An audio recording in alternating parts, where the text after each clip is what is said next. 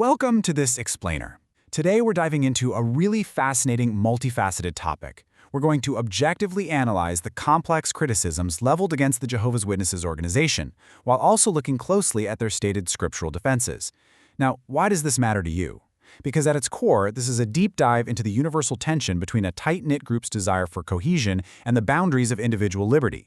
It's a massive subject, touching on theology, sociology, and even medical ethics, and our goal today is to map the whole thing out clearly. To kind of wrap our heads around this, imagine a giant, complex washing machine dial. On one setting, let's call it the heavy storm wash, we have an absolute storm of external criticisms pushing in on the organization from the outside.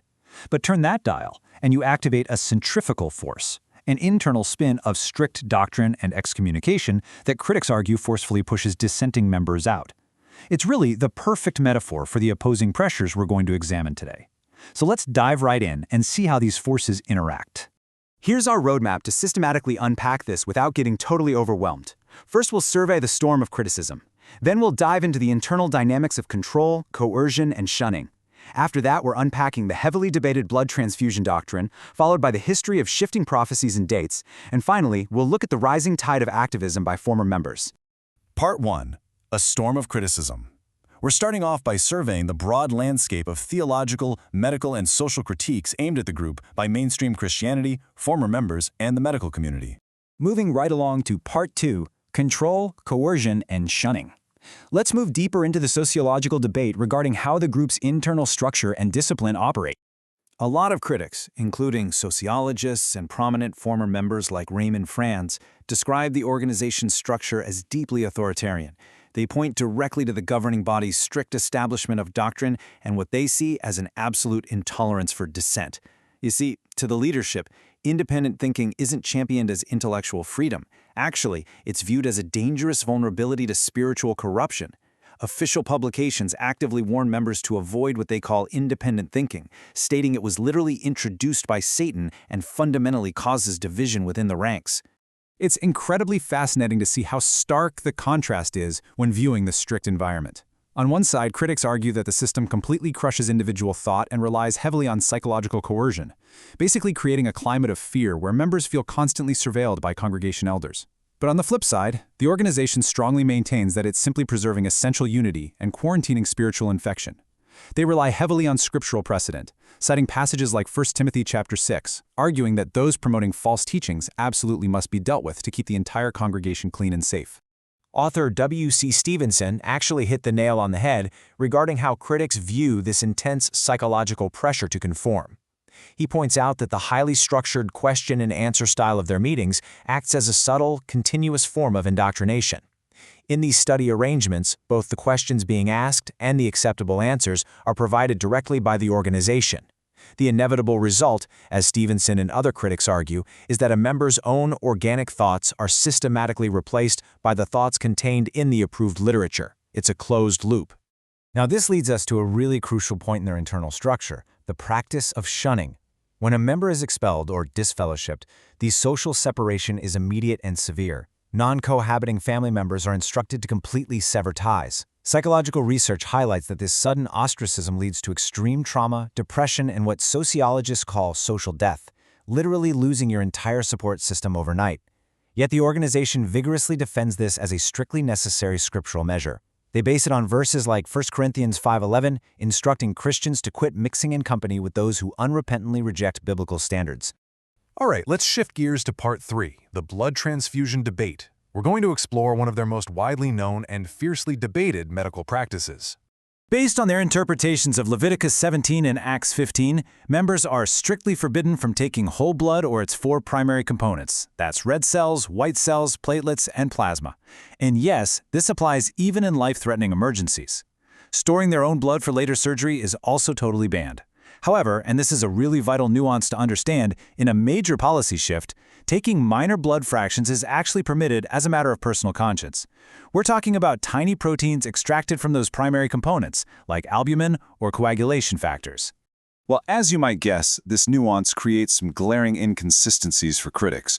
Former member Raymond Franz famously likened this fraction policy to banning a ham and cheese sandwich, but telling a person it's perfectly fine to eat the bread, ham, and cheese separately. Critics also argue patients face undue psychological coercion in the hospital because accepting a forbidden transfusion leads straight to immediate shunning. The witnesses, conversely, emphasize that the physical fluid itself isn't the primary issue. For them, it's all about obedience and deep respect for blood, which they view as God's exclusive sacred property. Part 4. Shifting Prophecies and Dates. Let's move to the theological core and examine the historical shifts in the organization's eschatological predictions. Looking historically at the organization's predictions, the dates for the last days and Christ's presence have moved significantly over the decades. Critics look at this and argue that these constantly moving goalposts equate to false prophecy, especially since members were often told these specific dates were established truth beyond a shadow of a doubt. The organization, however, vigorously defends these historical shifts as progressive revelation. They claim that God gradually reveals His will over time and that their deep, genuine eagerness for the kingdom occasionally led to premature human expectations. To put that into perspective, there are specific years where highly promoted expectations simply failed to materialize. In 1914, worldwide anarchy and the end of earthly governments were fully expected. For 1925, they predicted the literal resurrection of biblical patriarchs like Abraham and Moses, who were supposed to return and rule from Jerusalem. And in 1975, they strongly implied Christ's thousand-year reign would begin. When these monumental events didn't happen as anticipated, widespread changes in the organization's teachings and a drop in membership inevitably followed. Now, a massive point of contention underpinning their current timeline is the exact date of Jerusalem's fall to the Babylonians. Secular historians universally place this event around 587 BC, relying on extensive, cross-referenced astronomical and historical records.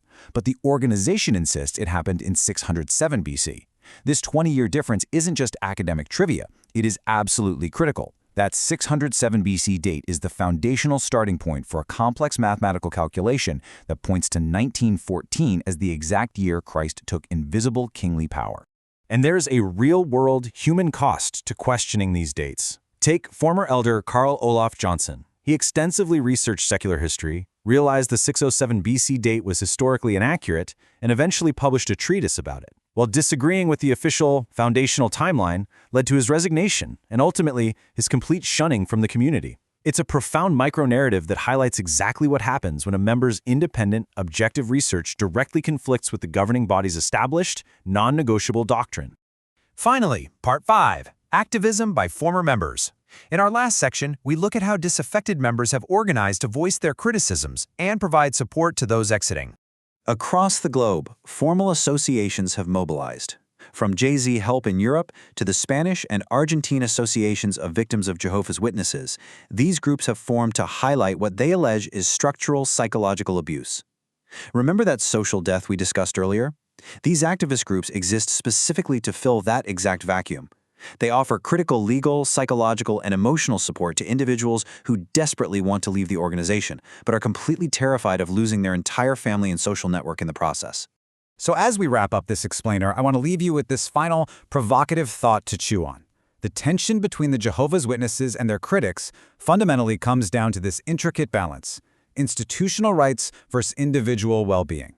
Where exactly is the line drawn between a religion's legal right to govern its own members and dictate its own doctrines and society's obligation to protect individuals from alleged psychological coercion, dangerous medical bans, and institutional harm? It's a heavy question, for sure, and it's one that courts, sociologists, and individuals are still actively debating today.